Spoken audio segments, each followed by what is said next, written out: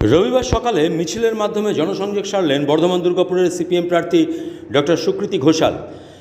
এদিন প্রথমে শ্যামপুর থেকে দুর্গাপুর স্টেশন বাস স্ট্যান্ড ও পরে ডিপিএল টাউনশিপে বর্ণাঢ্য মিছিল আয়োজিত হয়। প্রার্থী বলেন, মানুষ ফের একবার লাল পতাকা দেখতে চাইছে, তাই প্রচুর মানুষের সাড়া পাচ্ছি। এখানে প্রচুর মানুষ হাঁটছেন পাশে, এবং যারা হাঁটতে পারছেন না তারাও কিন্তু আমাদের মিছিল যেখানে যাচ্ছে তারা বেরিয়ে এসে গলির সামনে দাঁড়াচ্ছেন, অর্থাৎ কিনা বামেদের আবার মানে লাল মুখকে তারা দেখতে চায়, লাল পতাকা সামনে নিয়ে মানুষের আশা পূরণ আবার হবে এই বিশ্বাস মানুষ করতে চলেছে।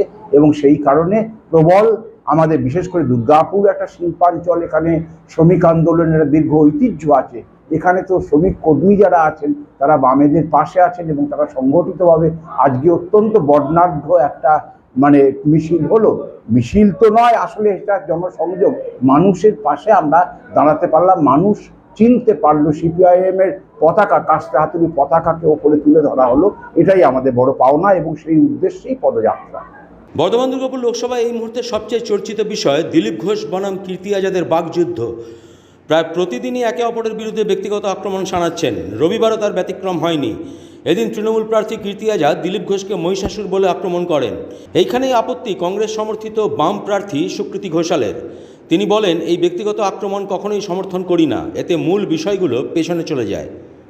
আমাদের পার্টি কোনো ব্যক্তি আক্রমণেতে বিশ্বাস করে না, যে কোনো স্তরেতে ব্যক্তি। আমি এতদিন ধরে ভোট প্রচার করেছি, আমাকে অনেক সাংবাদিক অনেক বিষয়তে প্রশ্ন করেছেন, আমি কোনো কারুর ক্ষেত্রে ব্যক্তি আক্রমণ তো নিজে করবই না, এবং ব্যক্তি আক্রমণ কেউ করলে সেটাকে গর্হিত বলি আমি মনে করি, এটা কখনো উচিত না।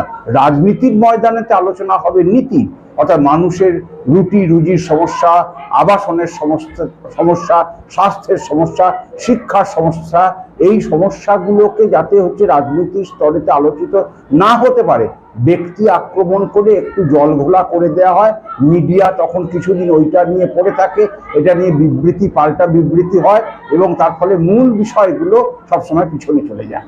দুর্গাপুর থেকে কৌশিক বসুর রিপোর্ট, 99 নিউজ বাংলা।